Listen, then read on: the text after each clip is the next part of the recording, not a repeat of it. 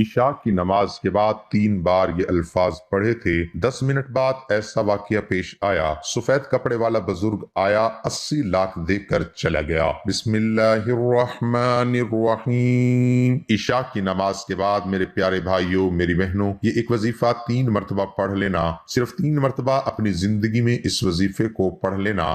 جس ترتیب سے بتانے لگا ہوں انشاءاللہ اتنی دولت آنا شروع ہوگی۔ ابھی وظیفہ آپ لوگ پڑھ رہے ہوں گے اور غیبی دولت کا بندوبست ہو جائے گا۔ یہ وظیفہ اتنا پاورفل ہے، یہ اتنا آزمودہ وظیفہ ہے کہ عشاء کی نماز کے بعد جو بھائی یا بہن اس وظیفے کو اپنی زندگی میں 1 مرتبہ پڑھتے ہیں تو پھر وہ روزانہ عادت بنا لیتے ہیں اس وظیفے کو پڑھنے کی، کیونکہ اس وظیفے کے فائدے ہی اتنے ہیں کہ آپ لوگ جب وظیفہ پڑھو گے، جس طرح کے آپ کے مسائل ہیں، اگر آپ کو غیبی دولت چاہیے، آپ کو اپنا قرضہ ادا کرنا ہے، آپ کے جو بھی مسئلے مسائل ہیں، آپ ان کا حل دیکھو گے تو آپ لوگ حیران رہ جاؤ گے۔ آپ لوگ عشاء کی نماز کا انتظار کرو گے اور عشاء کی نماز کے بعد روزانہ یہ وظیفہ پڑھو گے، کیونکہ میرے بھائیوں، میری بہنوں، اس وظیفے کے فائدے اتنے ہیں کہ آپ لوگ اگر اس وظیفے کو اپنی زندگی میں صرف 1 بار بھی پڑھ لو تو آپ لوگ غیبی دولت کو حاصل کر لو گے۔ یہ وظیفہ غیبی دولت کو حاصل کرنے کا بہت ہی مجرب اور آزمودہ وظیفہ ہے۔ آپ لوگ اللہ پاک کی ذات پر یقین کرتے ہوئے جب عشاء کی نماز پڑھیں، چاہے آپ پاکستان میں ہوں، چاہے انڈیا میں ہوں، چاہے بنگلہ دیش میں، سعودیہ کے، آپ لوگ پوری دنیا کے جس کونے، جس گاؤں، جس بستی میں اس وقت موجود ہیں، اس ویڈیو کو دیکھ رہے ہو، اس ویڈیو کو دیکھ کر آپ لوگ وظیفے کو لازمی نوٹ کر لینا۔ محترم ناظرین، حضرت عائشہ صدیقہ رضی اللہ عنہا فرماتی ہیں کہ رسول اللہ صلی اللہ علیہ وسلم رات کے اول حصے میں سو جاتے اور آخری حصے میں بیدار ہو جاتے۔ رات کے اول حصے سے کیا مراد ہے، اس کی تعین بھی حضرت عائشہ رضی اللہ عنہا ہی کی اس حدیث سے ہوتی ہے کہ آپ عشاء سے پہلے سوتے نہیں اور عشاء کے بعد گفتگو نہیں فرماتے،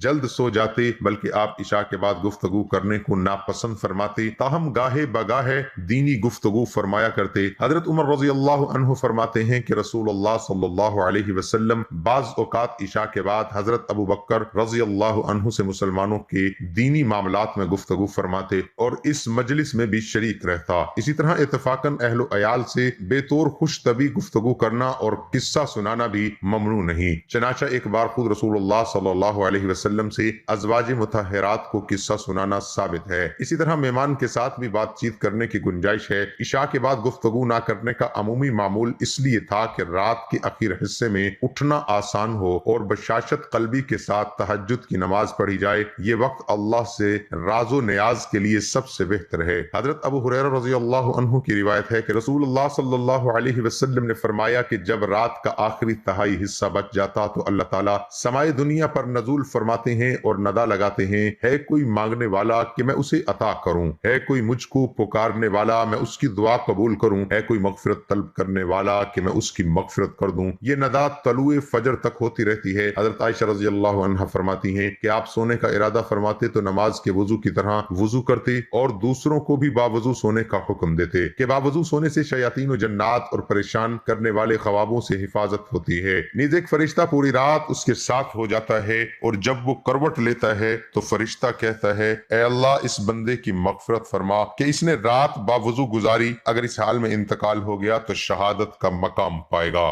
آپ کا معمول تھا کہ سونے سے پہلے مسواک کرتے۔ حضرت ابو ہریرہ رضی اللہ سے مروی ہے کہ رسول اللہ صلی اللہ علیہ وسلم اس وقت تک آرام نہ فرماتے جب تک مسواک نہ فرما لیتے۔ عتبہ کہتے ہیں کہ دانتوں کی صفائی معدے کی صحت و قوت کا باعث ہے اور پائریا کے مریض کے لیے خاص طور پر سونے سے پہلے دانتوں کی صفائی بہت ہی مفید ہے۔ سونے سے پہلے سرما لگانے کا بھی معمول تھا۔ حضرت ابن عباس رضی اللہ عنہ فرماتے ہیں کہ رسول اللہ صلی اللہ علیہ وسلم سونے سے پہلے ہر آنکھ میں احمد سرمے کی ایک قسم 3 سلائیاں ڈالا کرتے تھے۔ تاہم بعض روایتوں میں بائیں آنکھ میں 2 سلائی ڈالنے کا بھی ذکر ہے۔ جب آپ سونے کا ارادہ فرماتے تو مشکیزے کا منہ باندھ دیتے، کھانے کی چیز چھپا دیتے، چراغ گل کر دیتے اور دروازہ بند کر دیتے، اور آپ نے امت کو بھی اس کا حکم فرمایا ہے کہ ڈھکی ہوئی چیز شیطان کی دراندازی سے محفوظ رہتی ہے۔ رسول اللہ صلی اللہ علیہ وسلم نے فرمایا کہ وہ شیطان بند دروازے کو نہیں کھولتا، ڈھکن کو نہیں ہٹاتا، مشکیزے کا بندھا ہوا منہ نہیں کھولتا۔ سونے سے پہلے وضو طہارت کے لیے پانی کا انتظام رکھنا مسنون ہے تاکہ بیدار ہونے کے بعد تلاش اور انتظار کی زحمت نہ ہو۔ حضرت عائشہ رضی اللہ عنہا فرماتی ہیں کہ آپ کے لیے वजू का पानी और मिसवाक रख दिया जाता था। इसी तरह पीने का पानी रखना भी मसनून है। हजरत आयशा रजी अल्लाह अन्हा से रिवायत है, फरमाती हैं कि मैं रसूलुल्लाह सल्लल्लाहु अलैहि वसल्लम के लिए 3 ढके हुए बर्तन का इंतजाम रखती थी, वजू के पानी का बर्तन, मिसवाक का बर्तन, पानी का बर्तन। मोहतरम नाजरीन, अब चलते हैं वजीफे की तरफ। आप तमाम बहन भाई जब इशा का वक्त हो, इशा की नमाज पढ़ लो तो आप लोग उसके बाद फौरन ये वजीफा शुरू कर देना पढ़ना। मेरे भाइयों मेरी बहनों, मैं ये वजीफा आपको अपनी तरफ से कोई नहीं बता रहा, ये वजीफा मैंने खुद अपनी जिंदगी में कई मरतबा इस वजीफे को पढ़ा है। ये बहुत आसान सा अमल है। इशा की नमाज के बाद जाए नमाज पर बैठे बैठे ये वजीफा पढ़ लेना है। जैसे ही सलाम फेरे अत्तहियात में जैसे ही बैठे होते हैं, वैसे ही बैठे बैठे आपको ये वजीफा पढ़ना शुरू कर देना है। आप लोगों को वजीफा बता दूं मेरे प्यारे भाइयों मेरी बहनों, आज का वजीफा इशा के बाद आपको जाए नमाज पर बैठे बैठे ये वजीफा पढ़ लेना है। आप लोग 2 काम कीजिएगा, या तो इस वजीफे को जब शुरू करो तो अपनी हाजतों की नीयत कर लीजिएगा, या अगर हाजतों की नीयत ना कर सको तो आप लोग जब वजीफा खत्म हो जाए तो उसके बाद अल्लाह पाक से दुआ मांग लीजिएगा।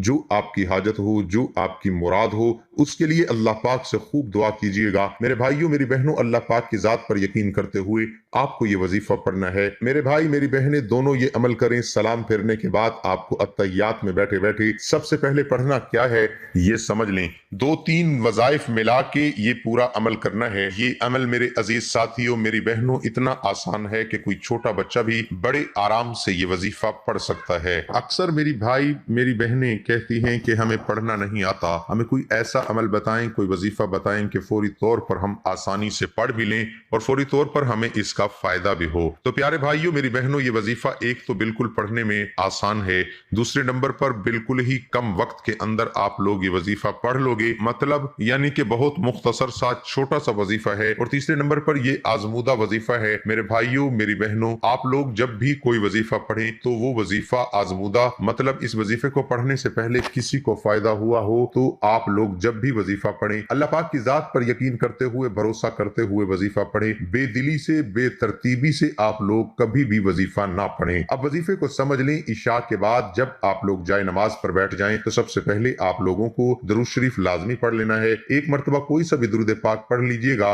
दरूद पाक मेरे भाइयों मेरी बहनों, अव्वल आखिर जब भी कोई वजीफा पढ़ें, अव्वल आखिर दरूद पाक लाजमी पढ़ा करें। इससे आप लोगों का जो वजीफा है उसके फवायद बहुत बढ़ जाते हैं। आप कोई सा भी दरूद पाक पढ़ लें, दरूद इब्राहिमी पढ़ लें, सल्लल्लाहु अलैहि वआलिहि वसल्लम पढ़ लें, सल्लल्लाहु अला मुहम्मद पढ़ लें, जो दरूद पाक पढ़ना हो आप लोग एक मरतबा दरूद पाक पढ़ के ये वजीफा पढ़ना शुरू कर देना। आप लोग जब दरूद पाक पढ़ लें तो पहले नंबर पर जो वजीफा पढ़ना है, 3 वज़ाइफ आज के इशा के बाद आपको पढ़ने हैं। दरूद पाक आपने पढ़ लिया, अब 3 वज़ाइफ कौन से हैं? पहले नंबर पर जो वजीफा पढ़ना है, ये वजीफा अगर आप लोगों को पढ़ना नहीं आता तो मैं आपको पढ़कर भी सुना देता हूं। अगर पढ़ना जानते हैं तो आपको स्क्रीन पर नजर आ जाएगा, मेरे साथ साथ आप लोग पढ़ लीजिएगा। बहुत आसान से कलिमात हैं, बहुत मुजर्रिब कलिमात हैं। दुरूद पाक जब एक मरतबा पढ़ लें तो उसके फौरन बाद आप लोगों को ये कलिमात पढ़ लेने हैं। सुब्हान अल मलिकुल कुद्दूस, एक मरतबा फिर सेकंड टाइम पढ़ें सुब्हान अल मलिकुल कुद्दूस। 2 मरतबा मैंने पढ़ लिया,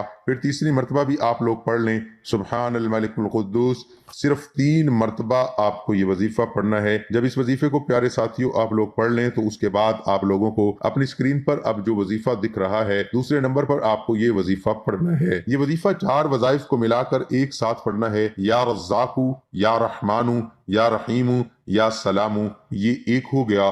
चारों को मिलाकर पढ़ेंगे तो एक शुमार होगा। दूसरे नंबर पर आपको ये वजीफा करना है या रज़्ज़ाकू, या रहमानू, या रहीमू, या सलामू, ये 2 हो गया। फिर तीसरी बार भी पढ़ लें या रज़्ज़ाकू, या रहमानू, या रहीमू, या सलामू, ये 3 हो गया। चारों इस्म को मिलाकर पढ़ेंगे तो एक शुमार होगा। इसी तरह मैंने आपको 3 मरतबा पढ़ के बताया है। आपको 3 मरतबा इस तरीके से ये सेकंड नंबर पर जो वजीफा है पढ़ना है। अब तीसरा और आखिरी वजीफा आप लोगों को कौन सा पढ़ना है ये समझ लें। तीसरे नंबर पर जो वजीफा आपको पढ़ना है इसको आप अच्छी तरह समझिएगा। समझिए कि ये वजीफा आपको पढ़ना किस तरह से है।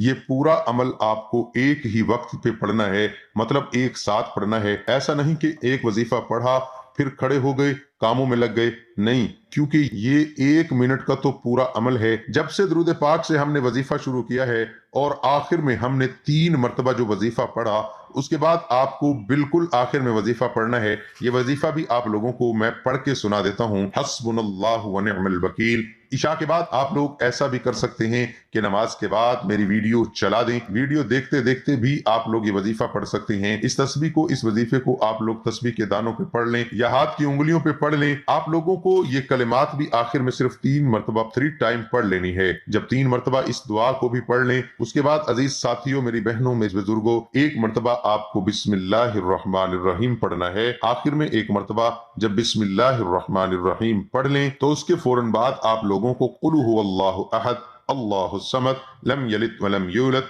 वलम यकुल लहू कुफुवन अहद बिस्मिल्लाहिर्रहमानिर्रहीम पढ़ के आखिर में जब आप 1 मरतबा सूरत इखलास पढ़ लो तो उसके बाद आप तमाम बहनों और भाइयों को जो आपने दरूद पाक शुरू में पढ़ा था वही दरूद पाक आपको आखिर में पढ़ना है। और जब दरूद पाक पढ़ लें तो मेरे भाइयों, मेरी बहनों, आपको वही जाए नमाज पर बैठे बैठे अपने दोनों हाथ दुआ के लिए उठा लेने हैं। जितनी भी आपकी हाजतें हैं, जितनी भी आपकी मुश्किलें, जितनी भी आपकी परेशानियां हैं, दुख हैं, तकलीफ हैं, आपके ऊपर अगर कर्जा है तो कर्जों के लिए दुआ मांग लें। अगर कोई आपको नौकरी नहीं मिल रही, जॉब चाहिए तो उसके लिए दुआ मांग लें। कोई बड़ी रकम आपको चाहिए तो उसके लिए दुआ मांग लें। दुआ जरूर कीजिएगा। आप लोग वज़ाइफ पढ़ें, उसके बाद दुआ भी लाजमी पढ़ें। और मेरे भाइयों, मेरी बहनों, यहाँ पर आपका अमल दुआ मांगने के बाद आज का इशा के बाद का मुकम्मल हो गया। वीडियो को लाइक जरूर कीजिएगा। अल्लाह हम सबका हामी